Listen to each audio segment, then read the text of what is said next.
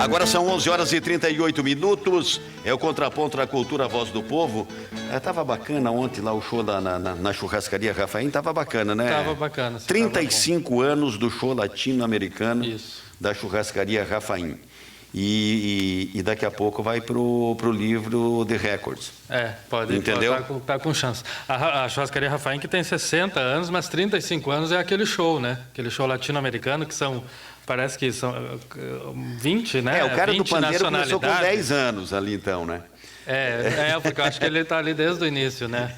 E estava muito bom ontem, né? Lotado, a churrascaria Rafaim, com o pessoal do Circo Tiani também estava lá prestigiando, comemorando os 35 anos do show. Wilson, um abraço bonito. Wilson com desenvoltura, 2 apresentadores e um show bacana, né? O Wilson é um showman, né? E faz muito bem o papel dele lá. O Cida, dá uma cuningada para nós, com os colegas lá da rádio Capanema, com o Moisés Cruz, que de repente ele entra. Sabe o que está pegando em Capanema? A prefeita falando em alto e bom tom que queria mandar matar o procurador do município.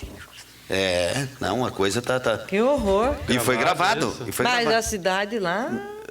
Não, Capanema é o seguinte, Cida. A cidade é tão tranquila, de gente boa. A cidade ela é construída com madeira e um pouco de alvenaria e tal, né?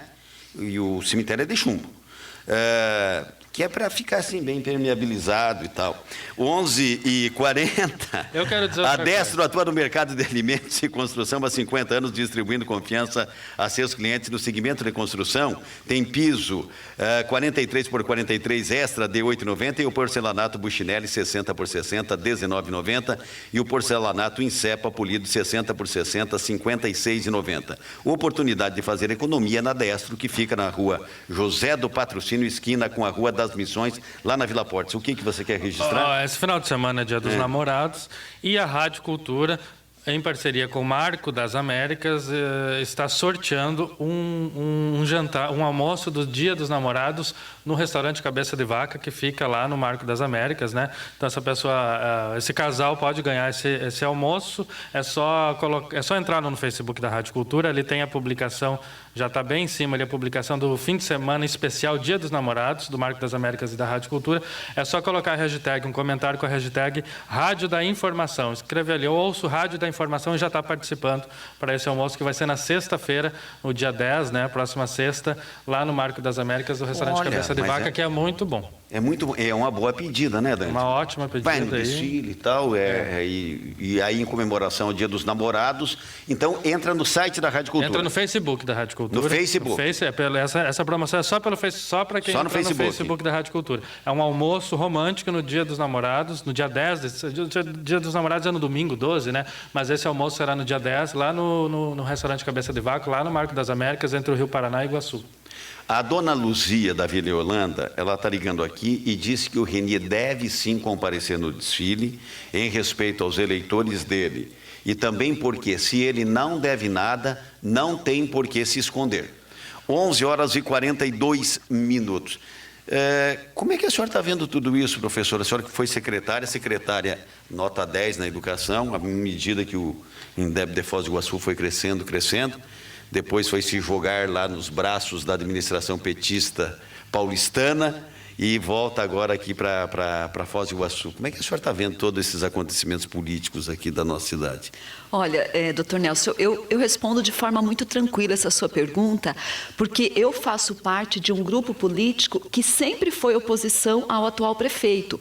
O grupo político do qual participo é o grupo que tem o ex-prefeito Paulo McDonald, é o grupo que tem o deputado estadual Chico Brasileiro. O meu candidato, naquela ocasião, foi o Chico Brasileiro. Eu tenho vídeos em que eu declaro publicamente o meu apoio a ele.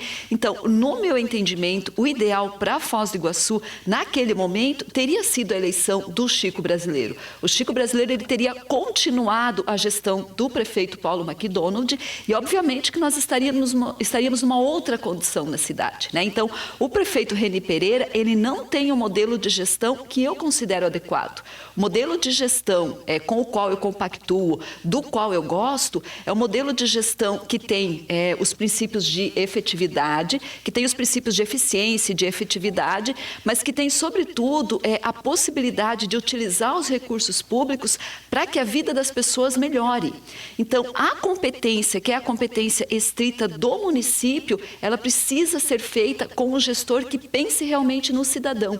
Qual que é a competência do município? O município tem a competência de gerir a educação, da educação infantil e dos anos iniciais do ensino fundamental.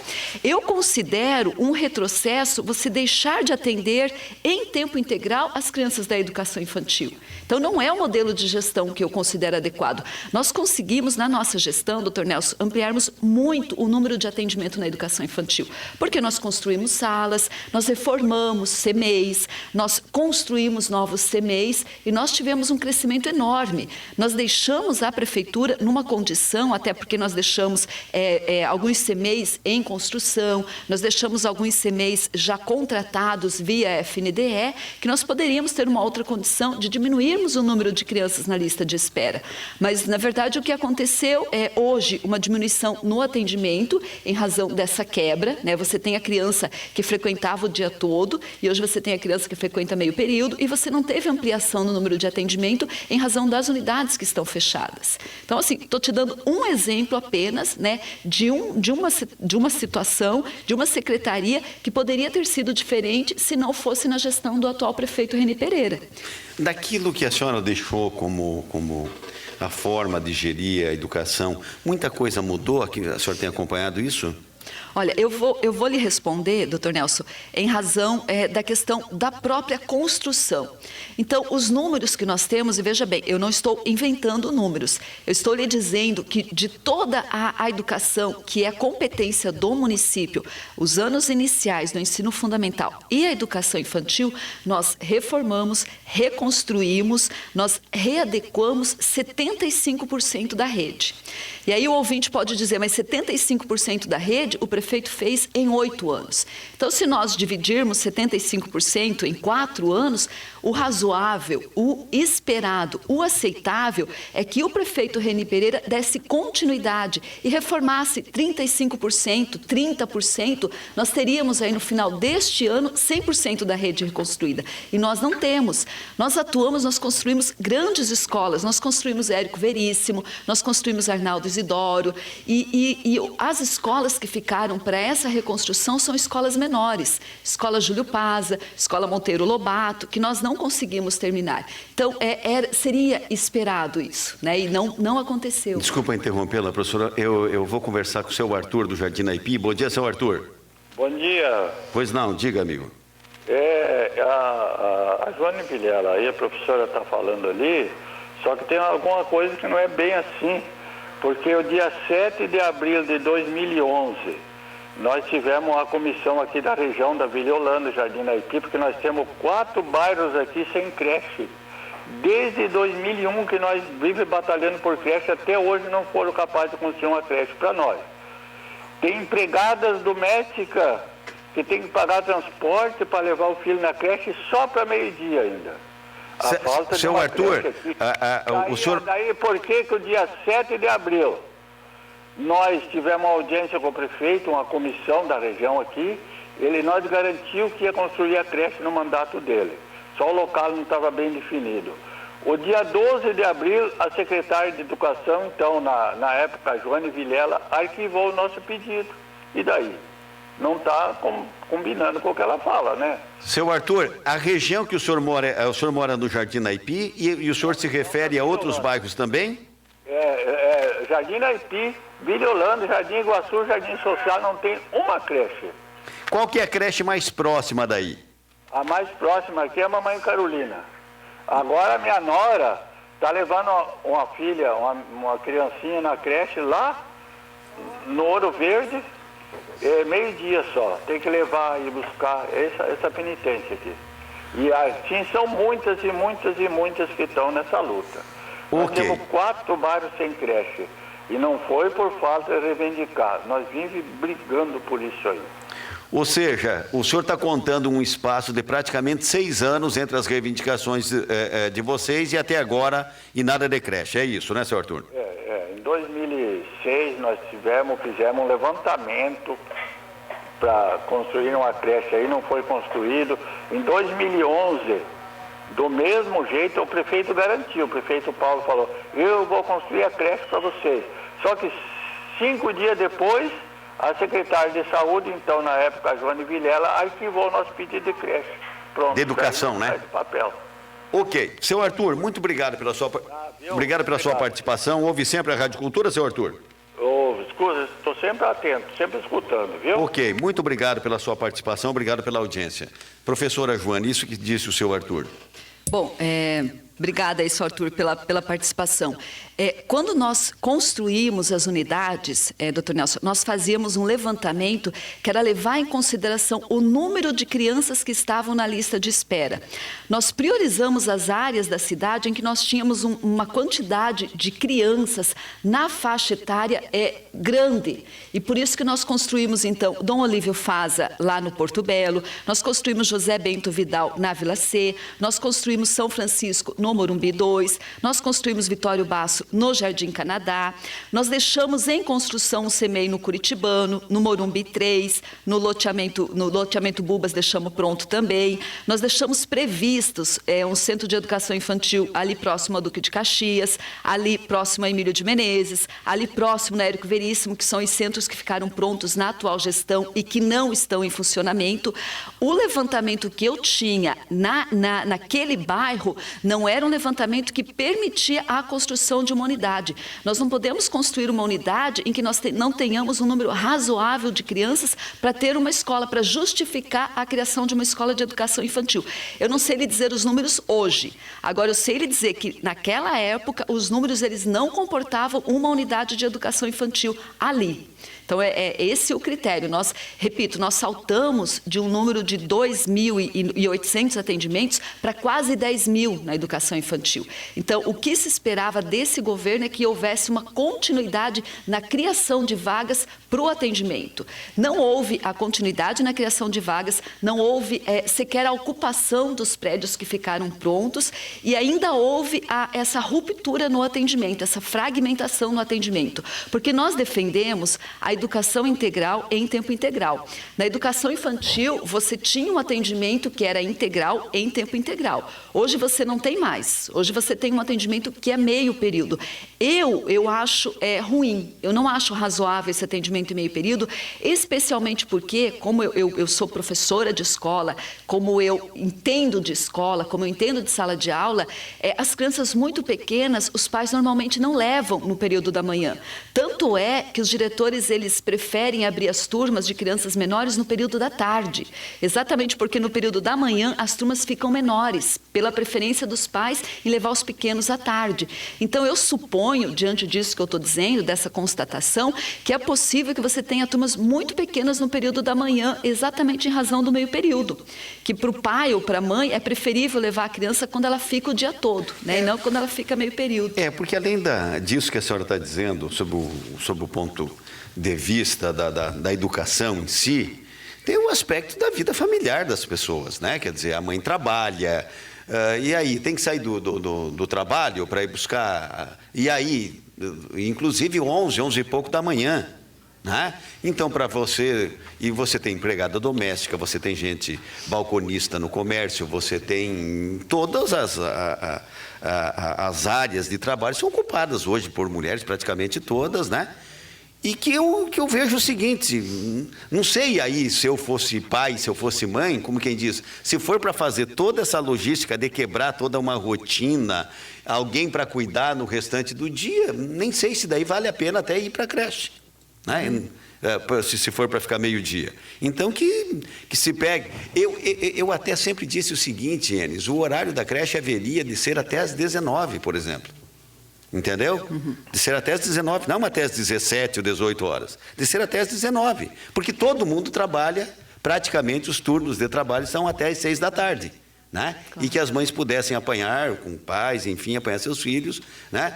Bom, começa um pouco mais tarde, paga-se hora extra, não sei, mas até sou defensor disso. 1 hora a mais na creche. Você sabe que eu entendo que Foz do Iguaçu já tem condições de zerar o atendimento na educação infantil. Foz do Iguaçu tem condições de fazer isso. Foz do Iguaçu é uma cidade grande. Foz do Iguaçu não é uma cidade que tem apresentado um crescimento populacional vertiginoso, que é o que ocorreu em razão da Itaipu. Então, Foz do Iguaçu hoje tem uma população estável, dá para levantar essa bandeira de zerar, né?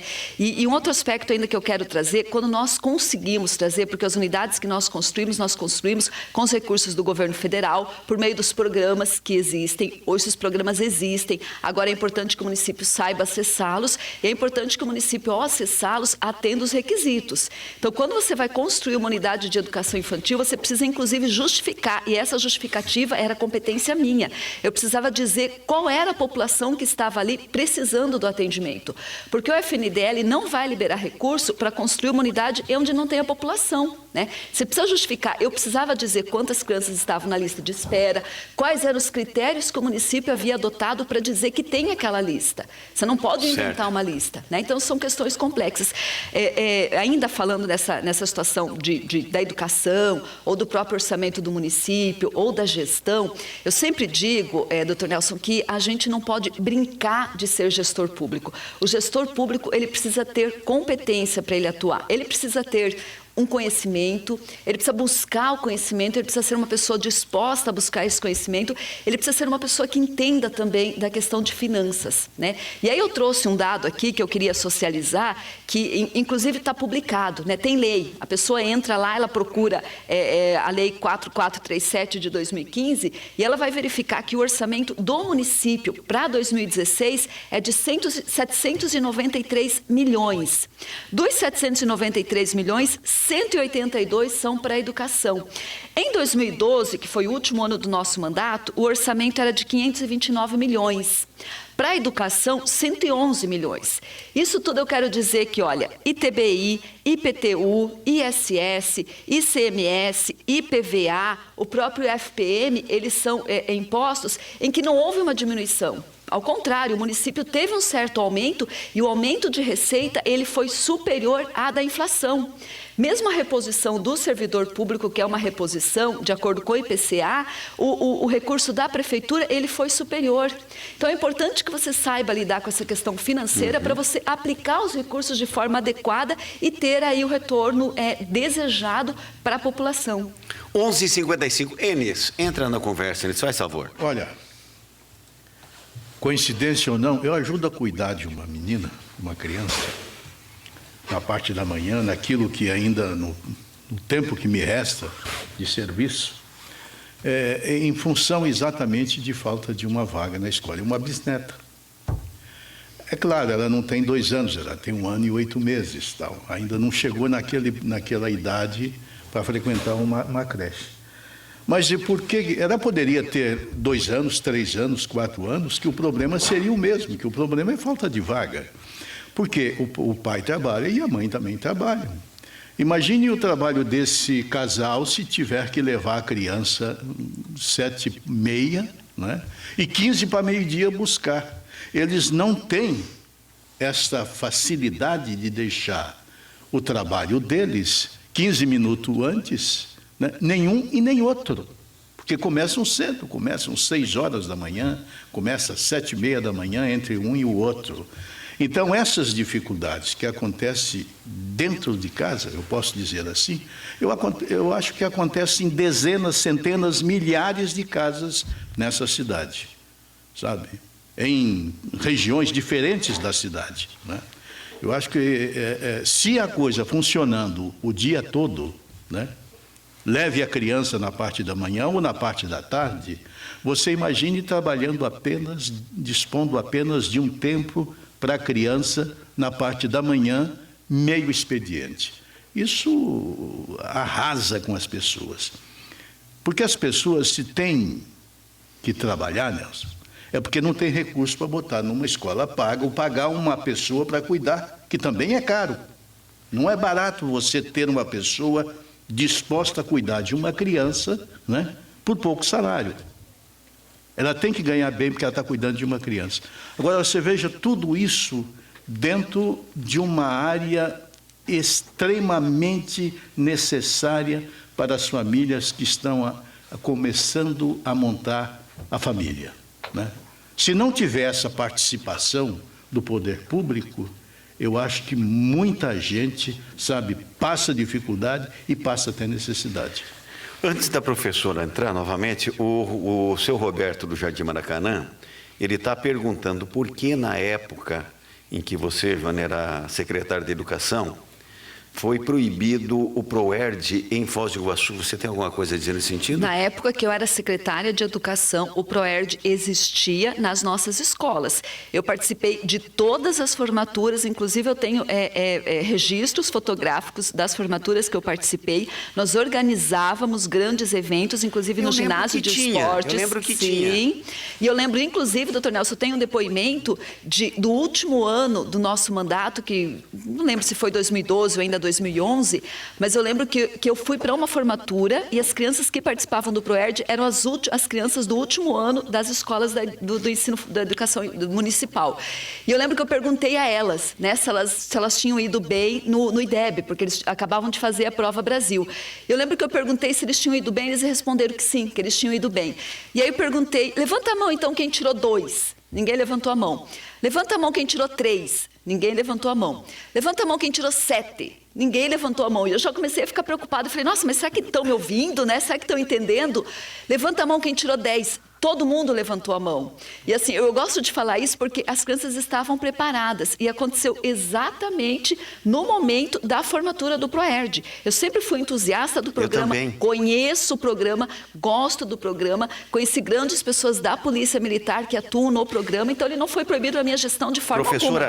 Professora, só para a gente lembrar, tem, né, pela sigla aqui do programa, o programa ProERD é um ensinamento que a polícia, é um programa da Polícia Militar do Estado do Paraná, em que oficiais, soldados da Polícia Militar vão nas salas de aula, vão nas escolas e dão toda uma dimensão, numa linguagem, sabe, perfeitamente assimilada pelas crianças, pelos adolescentes, no que diz respeito à droga e outras questões, mas sobremaneira no que diz respeito à droga. Eu me lembro que meu filho Júlio, ele ficou encantado, foi uma policial e um policial, acho que era do corpo de oficiais da polícia, quando ele fez. Mas ele ficou encantado, tinha os dois assim como ídolos dele e tal, e porque falavam lá das drogas, isso, aquilo, e aí já aproveita e na carona e o respeito ao pai, o respeito à mãe, aos colegas, aquela coisa toda. É muito bom esse programa. Esse programa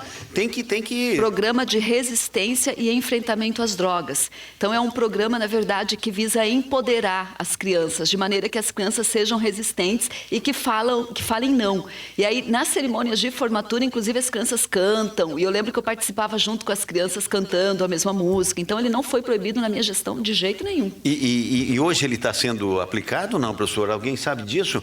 Na escola que eu estou, não tem. Não sei se mais no final do ano, mas até o momento não tem. Não temos mais notícia disso, né? O que é um pecado, né? O que é um pecado. Isso realmente não pode... Bom, nós temos... Não, e a Polícia Militar, ela tem registros, inclusive, de que o programa diminui, sim, a participação.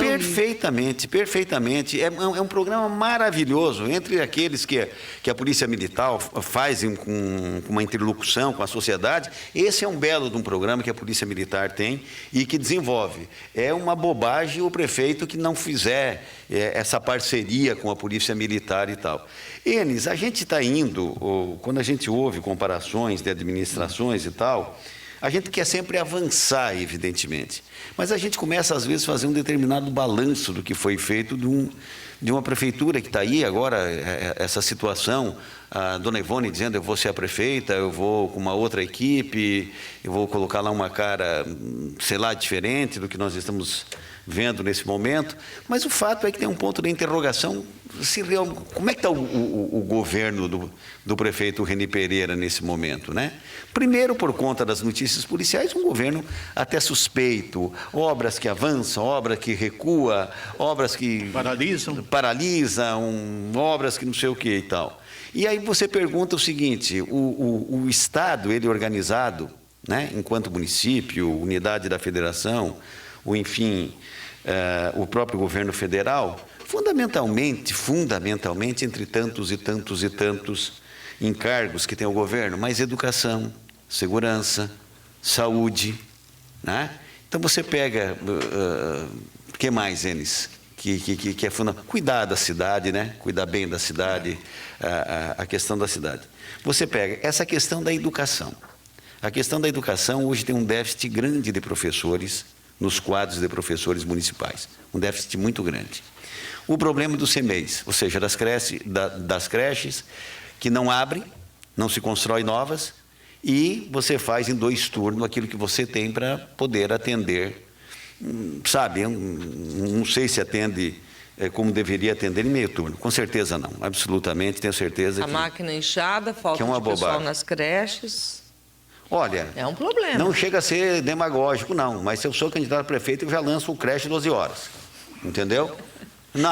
Já tem a tua bandeira. Vai chegar cedo. Não, educação é educação, professora. A senhora sabe disso. Você sabe não tem outra válvula de escape se não passar por aí. Pode trazer um monte de coisa para agregar, mas se não tiver educação, não vai, não tem como ir. Que a educação pode centralizar uma série de programas. Claro. A educação pode ser um eixo importante de políticas públicas, né? Você veja bem, a gente pode conversar sobre habitação, né? Por que a educação não pode ajudar na identificação das crianças que precisam de uma residência? Por que a educação não pode ajudar? Olha, nós temos dados, quando o prefeito Paulo McDonald falou da construção dos centros de convivência, algumas pessoas duvidaram, né? E falaram, nossa, mas vai construir piscina, escola pública, olha, clube na cidade fechou, como que vai construir piscina? E ele construiu. E vou lhe dizer, nós temos dados, nós temos pesquisas que mostram redução no índice de criminalidade na população jovem e adolescente, em razão da oportunidade que elas têm de frequentarem centro de convivência, de fazerem aula de música, natação, esporte. Gente, nós precisamos entender a importância da união das pessoas com vistas à educação. E eu não estou falando da educação formal, simplesmente a educação que é responsabilidade das escolas. Eu estou falando da educação de todas as crianças, né? Nós temos aí um ditado muito antigo que fala que é preciso toda uma aldeia para educar uma criança. Então nós precisamos realmente ter aí como eixo importante de todas as políticas públicas a educação. 12h05. Antônio, bom dia, seu Antônio. Bom dia, doutor Nelson. Como é que está, amigo? Tudo bem? Tudo bem, graças a Deus, tudo bem. Apesar do friozinho, mas está tudo bem. Vamos lá, meu amigo, diga. Então, esse negócio que esse atual governo não investiu em educação, eu acho que tem um erro, porque ele investiu muito em educação nesse projeto, no pecúlio. Porque todas as pessoas que receberam dinheiro são pessoas educadas e pessoas de muita educação. Então ele vem investindo dinheiro em educação, sim. É a minha opinião e bom dia. Antônio, obrigado pela sua participação. 12 horas. Não, eu não vou discutir. Antônio, tá meio rasteiro hoje, hein? Eu não vou discutir nesse nível. O Ademir da Vila C está dizendo que para um bom andamento do desfile é melhor que o prefeito não compareça, porque vai a mesmo que merece não fica bem para a festa. O Laércio também está dizendo para ir a dona Ivone, né, que é melhor que a Ivone represente aí o município. Eu tenho essa opinião. Para o desfile não é bom a presença do prefeito Reni Pereira. Estou dizendo isso com todas as letras. 12h06. Professora, obrigado pela sua participação aqui. Tem tanta coisa. Escuta, saiu do PCdoB? Eu tinha certeza que você ia me perguntar isso. Saiu do PCdoB, claro. Saiu da Utopia. Saiu da Utopia. Não, eu tenho grandes amigos do PCdoB. Eu também tenho. Grandes amigos. Mas eu não vou para lá nem a pau. Mas nem sob tortura eu vou para um partido desse. O PDT é um partido que defende muito a bandeira da educação. Esse defende, o véu Brizola. Mas tem um presidente nacional que é um lacaio sem vergonha de marca maior. O Lupe, né? Esse é sem vergonha, não é sem vergonha? Ama presidente Dilma Rousseff. Ai, Dilma, eu te amo e tal, não sei o quê, mas bem, com a mãozinha bem sujinha. Passou por várias vezes. Tirando deputados de 40, 50 anos de PDT do véu Brizola ali. O cara apareceu na carona do velho Brizola. Quem é esse tipo? Não. O PDT do Brizola, do... Anísio Teixeira. Do Anísio Teixeira, peraí. Nossa, Darcy Ribeiro. Do Darcy Ribeiro, pelo amor de Deus, né? Aí, da Joane Vilela agora, né? Aí fica grande. Não, do próprio... Do Gabriel Chalita, foi pro do PDT Gabriel agora Chalita, também. Gabriel Chalita. Netinho de Paula foi pro PDT. Podia ter ficado onde estava, né? Podia ter ficado onde estava, era um bom quadro. O Collor foi de passagem, né? O Osmar Dias é do PDT, o Walter José Steffen, vice-prefeito de Capanema, sempre PDT, desde criança assinou a ficha lá no PDT, entendeu? Tem gente boa no Paraná. Quem eram os vultos do PDT? Me ajude a lembrar. Tem o próprio prefeito da capital do estado, né? Tem o próprio A ex-prefeito pergunta de para a Foz. professora Joane. O ex-prefeito. Por que a senhora saiu? Olha, eu já disse aqui, eu tenho grandes amigos no PDT e é comum as pessoas deixarem os seus partidos de origem, partidos nos quais militaram há muito tempo, partidos nos quais foram filiados há muito tempo, e é comum as pessoas saírem com uma certa mágoa, né, dizendo que não tiveram espaço, dizendo que não tiveram oportunidades. Eu não tenho absoluto nenhum tipo de reclamação em relação a isso. Já disse, tenho grandes amigos no partido, convivi com grandes quadros do PCdoB lá em São Paulo, pessoas às quais eu respeito muito, a vice-prefeita Nádia Campeão, enfim, o Jamil Murad, que é vereador, o próprio Orlando Silva, que era vereador, agora é deputado. Enfim, são pessoas que eu gostei, que eu sempre gostei muito, e eu continuo gostando, né? Agora, a oportunidade de ir para o PDT é uma oportunidade coerente com aquilo que eu penso. Nós temos o ex-prefeito Paulo McDonald. Se o ex-prefeito Paulo McDonald é uma pessoa com a qual eu trabalhei, que é uma pessoa que eu admiro, que eu respeito, qual o problema de eu estar no partido dele, né? E é um partido que tem grandes educadores. Nós falamos aqui, o educador foi relator da LDB, né, da Lei de Diretrizes e Bases da Educação, da 9394 de 96. Foi um grande ministro da Educação. O PDT é o primeiro partido que levantou a bandeira da educação integral em tempo integral. E aí, quando eu falo de educação integral, porque existe muita confusão, né? As pessoas acham que algumas aulas no período contraturno já são educação integral. E não é isso. A educação integral, ela pressupõe a formação integral da pessoa, que é um pouco do que a pessoa ligou aqui, o ouvinte ligou e disse. O fato da pessoa dominar a norma culta padrão brasileira não significa que a pessoa tenha caráter. Então, não é garantia de caráter o domínio do código linguístico, o domínio da língua portuguesa. Agora, a garantia de caráter é uma formação integral da pessoa humana. É uma formação integral que passa por valores, que passa do respeito ao próximo, que passa do respeito com a coisa pública, né? Que passa do respeito para com todas as pessoas. A gente tem ensinado isso às nossas crianças desde a mais tenra idade, né? Então, são questões importantes. Então, é um partido coerente com aquilo que eu penso, é um partido que sempre teve a bandeira da educação como bandeira importante. Eu acho que é razoável que estejamos aí no mesmo Joane, grupo. a última pergunta que eu quero fazer para você é o seguinte: comenta-se na cidade e, claro, todo mundo tem muita gente mesmo, tem admiração por você, muita.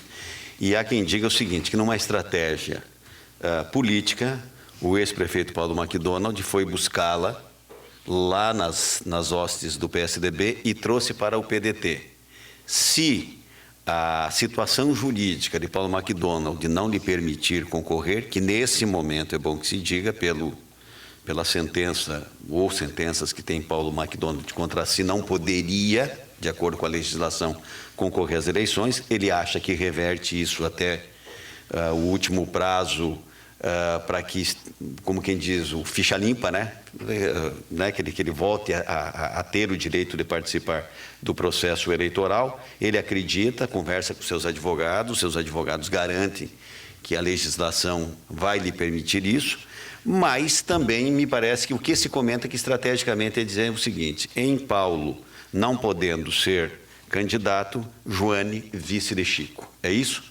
Olha, eu não posso dizer nada disso porque nada está confirmado, né? O que eu posso lhe dizer é o seguinte, que nós estamos em um grupo que é um grupo coeso, é um grupo coerente, é um grupo que esteve administrando essa cidade nas duas gestões anteriores à atual. Então, é um grupo do qual faz parte o ex-prefeito Paulo McDonald, o deputado Chico Brasileiro, a Nancy Rafaim, é um grupo no qual eu também faço parte, do qual eu também faço parte, e esse grupo vai definir o candidato, não sendo sendo o prefeito Paulo McDonald, eu entendo que o candidato é o deputado Chico Brasileiro. Em tese, você aceita uma candidatura a vereadora desse grupo ou não?